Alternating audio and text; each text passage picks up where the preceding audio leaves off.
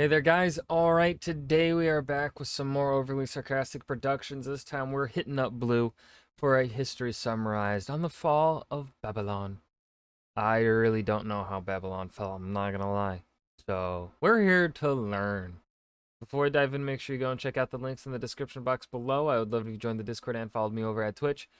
Okay, the fall of Babylon. Let's dive in. From the distant reaches of Sumerian mythology, we're proud to bring you two packs of pins. We've got Gilgamesh and Enkidu broing it up, and a glow-in-the-dark Taurus sent by Ishtar herself to crash the party. They're available for a limited time, link below. I don't think we talk enough about the fall of Babylon, and that's coming from someone who has literally never talked about the fall of Babylon.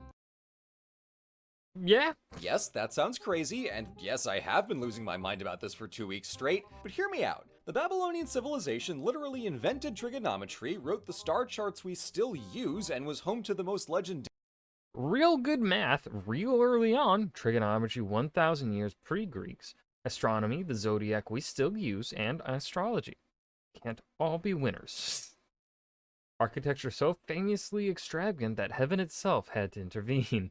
Blue and gold Ishtar Gate motif slaps. Darily opulent architecture from the Bronze Age down through the Classical period. Babylon influenced every society in a 2,000-mile radius for hundreds of years and continued to shape Near Eastern culture in the millennia that followed, but Babylon itself lacks the dramatic denouement characteristic of so many neighboring societies. For all the impact it made when it was thriving, Babylon's downfall is fully absent from our popular conception, and when compared to their neighbors like Egypt, Rome, Phoenicia, and Persia, who all have cultural legacies reaching to the modern day, Babylon has a conspicuous lack of direct successor states. The original Bronze Age Babylonian Empire ran from the 19th to the 16th centuries BC, and then one full millennium later, the Classical era More like Baba Short, LMAO. Neo-Babylonian Empire like ruled for just shy of a century, from 626 to 539 BC. So while we have dramatic biblical tales of Babylon raising a tower to the heavens and getting the almighty backhand of God for their hubris, on the whole, their downfall is murkier because it happened. Times Babylon fell. 1595 BC, Hittite sack. 1595 BC, Kassite conquest. 1155 BC, Elamite sack and conquest. 729 BC, Assyrian conquest. 689 BC, Assyrian sack. Assyrians mean business. 539 BC, the Persian conquest. 331 BC, Macedonian conquest. 323, capital moved to Seleucia. Happened at several points, but also in none of them. Those Babylonians Wait. is murkier because it happened at several points, but also Times Babylon stayed dead. in none of them. Those Babylonians left a wily historical legacy, but I think we can pin them down. So, to figure out when Babylon fell, how, and why that question is so fascinating, let's do some history. We begin, as we always do in Mesopotamia, with the rivers, because Babylon's rise owes to the shifting Never heard of these rivers before. Nope. Never heard of them. course of the Euphrates between roughly 2000 and 1800 BC. It was just some city before the Middle Bronze Age, but when the river moved west, humble little Babylon found itself right on the water and controlling the narrowest point between the Tigris and Euphrates, uniquely well situated along the major trade routes at a time when no single empire ruled Mesopotamia. The third dynasty of Ur had collapsed around 2000 BC, and in the hazy centuries after, ethnic Amorites settled all along the rivers at places such as Babylon. Around the turn of the 1700s BC, Babylon went big mode during the reign of King Hammurabi, who not only conquered up and down Mesopotamia, I'm about to give every other empire ruinous self-esteem issues. Empires at the time, I would say. but set the new standard for empire in both structure and achievement. Hammurabi went farther than any of his predecessors in centralizing power on himself, leaving less room for outer cities and local administrators to cause trouble, while allowing far stronger coordination between the king and the provinces. Hammurabi also made a conscious effort to model himself as a protector of everyone in the empire, as very pointedly conveyed. Let the oppressed who has a case at law come and stand before... I don't know what accent I'm doing. Let the oppressed who has a case at law come and stand before this, my image as king of The righteousness. preamble to his famous Well, law that's a code. bit Babylonian egotistical. law had precedents from earlier Sumerian works, but the Code of Hammurabi set a true The Code of Hammurabi, the exact nature of the law is debated, of course it is. We don't know their court system, so we cannot know how the code applied to the process of law. uniform standard of justice across the empire, a categorized list of key laws whose legal precedent We can infer several aspects of modern legal systems from Hammurabi's code, But how much was rhetorical flourishing and how much was gold hard law is could also guide judges to adapt or create new laws that all still fit Hammurabi's vision. The laws themselves are pretty hardcore, with one Some laws are impractical to actually use. Dismembering every bad surgeon will quickly leave you with no surgeons at all. Maybe? So maybe the laws define the maximum penalties rather than the default penalty. It's amazing we actually still have the code, but we cannot mistake it for a full picture. one-to-one retribution is the penalty for most crimes, eye for an eye and all that, but it seems in practice like a calculated off-ramp from the kinds of never Oh, I've read the Code of Hammurabi. Or, well, not the full code, obviously. A little bit of it. Also, keeping on with the trend that I said in the previous OSP video,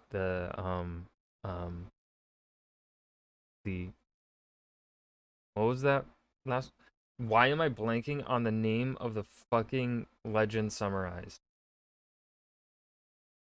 It's like the most famous thing ever. Like the oldest story we have.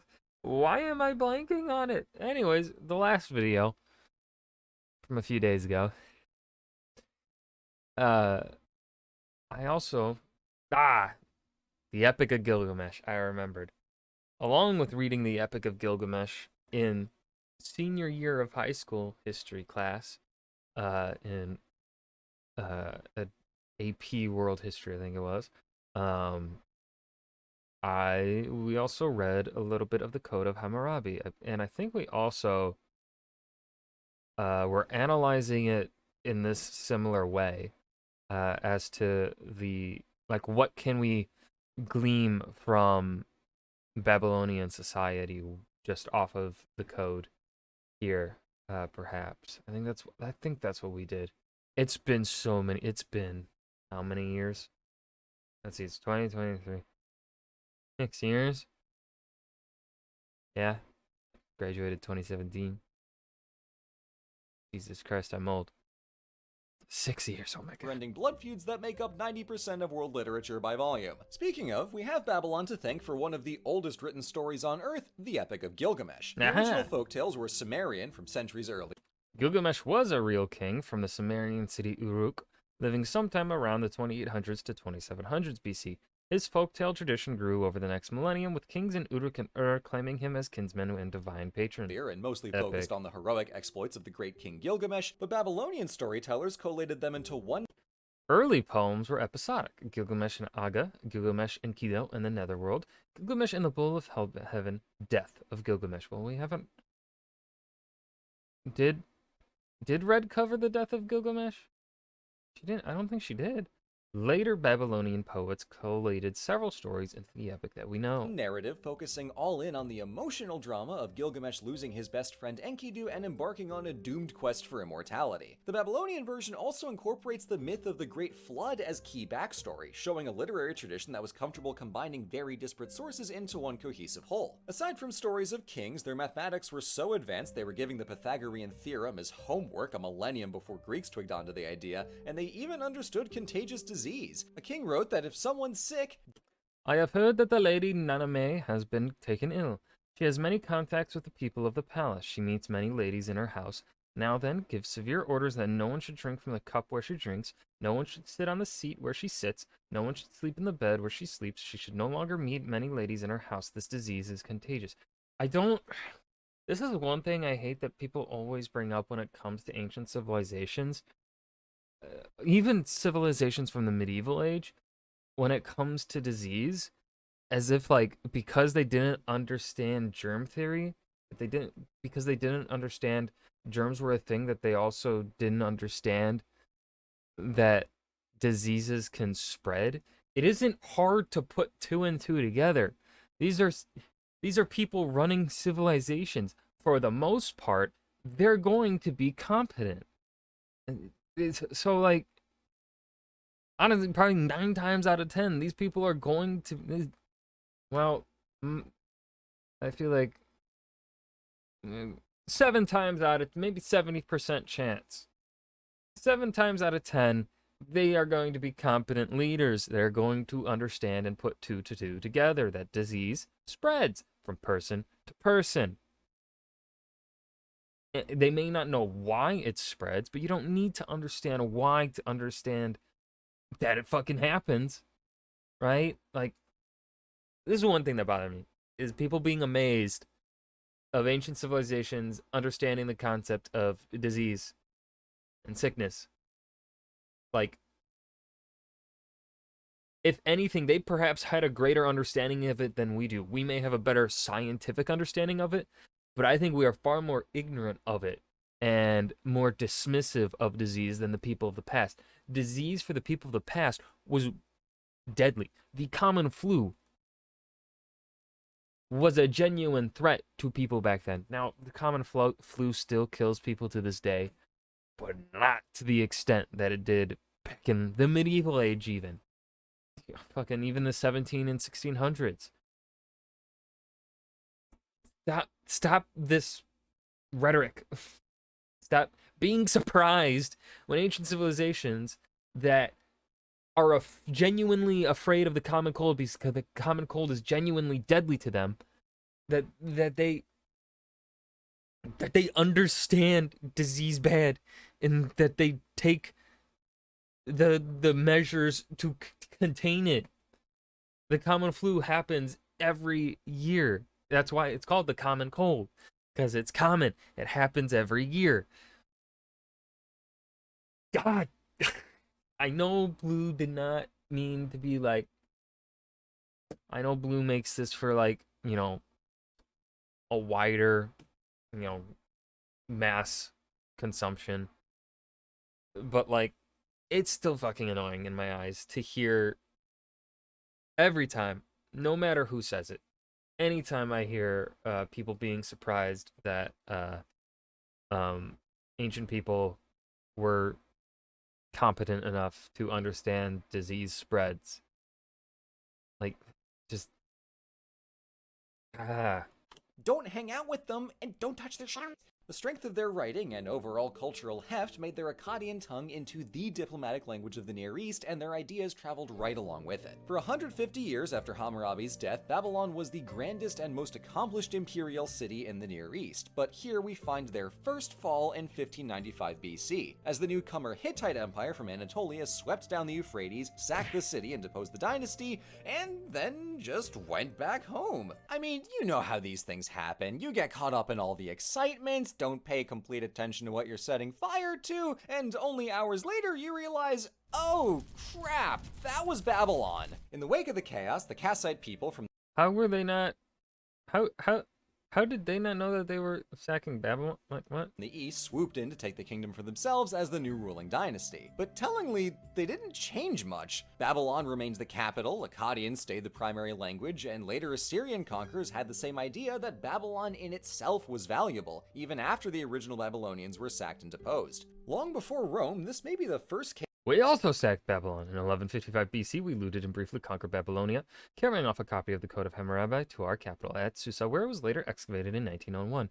Hashtag the more you know. Case of a civilization outlasting their own fall through the power of sheer vibes, and I respect that. By the 800s, the Assyrian Empire was the major player, but the biggest change came from ordinary people, as by this point Mesopotamia had a second main language in Aramaic, written with an alphabet that was far easier to learn and use than cuneiform. So when a new dynasty in Babylon asserted its independence from Assyria and sacked their capital in 612, they had created a Neo-Babylonian empire not on the basis of the ethnicity or language of old, but that it was the city of Babylon at the imperial helm again. And from 605 to 562 BC, Napucha Cad.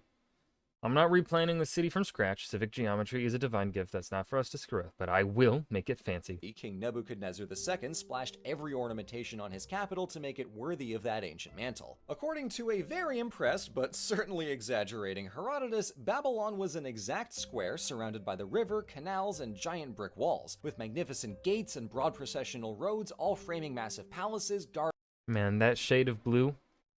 That's a beautiful shade of blue. Gardens and temples, such as at Temenanki, the great six-layer ziggurat which directly inspired the myth of the Tower of Babel. And for whatever reason, unlike the great ziggurat of Ur with its proportions of squares perfectly inscribed within a triangle, Atemananki just doesn't do it for me on the proportions. Aesthetically, it rules, a phenomenal feat of design and pure height, but the shapes don't click with me, and I really can't articulate why. Proportion is just one of those indescribable things, but architectural No, here I think yeah, well, what it should be, I think, is like the bottom layer is missing what the top has. They like, but perhaps not as often as these layers, but like kind of there should at least be one more layer, uh, right, like right maybe around this height. I think would make it look more aesthetically pleasing. why. Proportion is just one of those indescribable things, but architectural diatribes aside, unlike Herodotus, biblical sources would likely have seen the ziggurat for themselves, as Nebuchadnezzar's conquest of Judah resulted in the destruction of the temple in Jerusalem and mass deportations of Jews to Babylon. Now, despite the spectacular restoration of Babylonian prestige and power, many of their own citizens were also having some religion issues. King Nabonidus was engaged in what various sources describe as religious reform or outright. Seen here doing heresy by putting the moon god Sin before the symbols of Ishtar and Shamash. And Babylon's patron deity Marduk is nowhere to be seen. Gasp. Heresy by reorienting the Babylonian pantheon towards the moon god Sin, but the priesthood of their patron god Marduk was deeply unthrilled, and nearby aspiring empires took notice. When the Achaemenid Persian Empire conquered down into Mesopotamia, King Persia party. Cyrus went to great lengths to paint this as a liberation and a restoration of Marduk to his place atop the pantheon. At first, this narrative seemed familiar. An outside group comes in, retains their religion, language, and core institutions, and continues to rule from Babylon. New management, same company. Babylon falls, but lives another day. But Cyrus didn't do that last part because Babylon was one of 5 capitals, and the only one outside of their homeland in Iran. Cyrus didn't try to turn Babylon Persian, and he borrowed several aspects of Babylon.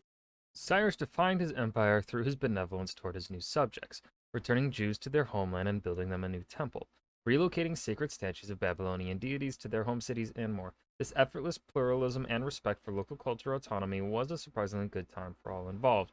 Okay, we do need to add in a little bit that the form of rule at the time, under the Achaemenid Empire, is as long as they did not rebel, they would not be punished. Right? And of course, returning Jews to their homeland and building them a new temple, right? We have to consider other reasons as to why he is doing this, and it's not just like, he's a good guy. He's ruling, right? He's doing it because pluralism and respect. Aiding the Jews in getting their homeland back also gives him a justification for conquest in one way as well, to conquer Judea and then keep it under his control, right? We see that, like, we can even infer that based upon his justification for why he conquers Babylon, right? And like returning gods to their rightful orientation or whatever, as Blue just said.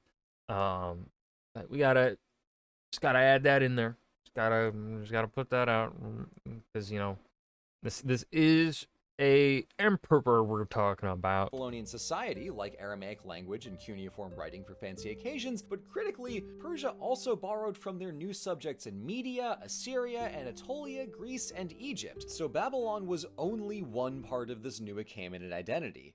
Only one capital. Only Babylon. And that is something they could never recover from. When Alexander, the should have stayed sober, toppled the Persians and plans to make Babylon his new imperial capital, he carefully dismantled Atemananki with the aim of rebuilding it, but died before getting to that crucial second part. So off went the crowning monument of a whole civilization. Sure, he had successors, but none with sympathies to Babylon. His general Seleucus carved out an empire in the Near East, but made a new capital at Seleucia on the Tigris, later known as Ctesiphon, to its Parthian and Sasanian rulers. With its usefulness seemingly outlived, Babylon eroded in the centuries after as people simply left. By the time of the Romans at the turn of the millennium, Babylon was a ghost, slowly sinking back down into the floodplains it first rose out of. You'll find out someday. 1800 years before.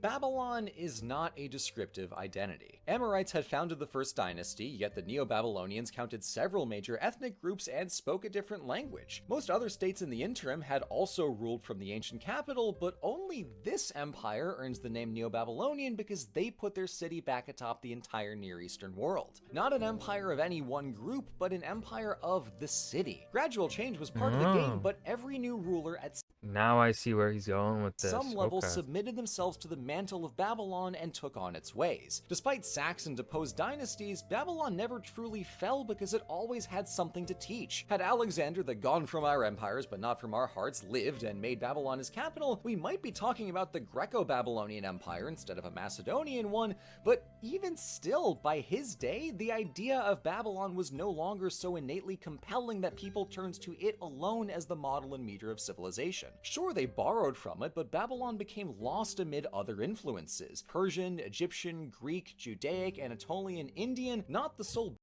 Harpino. beacon of civilization in the Near East, just another of its constituent parts. So when did Babylon fall? When the rest of the ancient world caught up to it. Thank you for watching. I really like the final note here in this video. I think he really tied it all together here right at the end there with the conclusion. I think that was fantastic. I think he did a really good job with that. Overall, of course, he does, this is history summarized, so things are very much simplified. A bit, in a couple cases here, a little bit maybe too much in my liking, right? Like how I talked about, like, we gotta, especially when he mentions the justification that Cyrus used to conquer Babylon, but of course, right, to then apply that same context or thinking and analyzing to perhaps reasoning behind why what he used as justification to conquer Judea. This video isn't about Judea, so it makes sense that they cut out that context, right? Or idea, concept, whatever the fuck. And then what else? I was a little peeved about I'm still a little peeved about the whole kind of disregarding ancient societies as not being capable of understanding the spread of disease.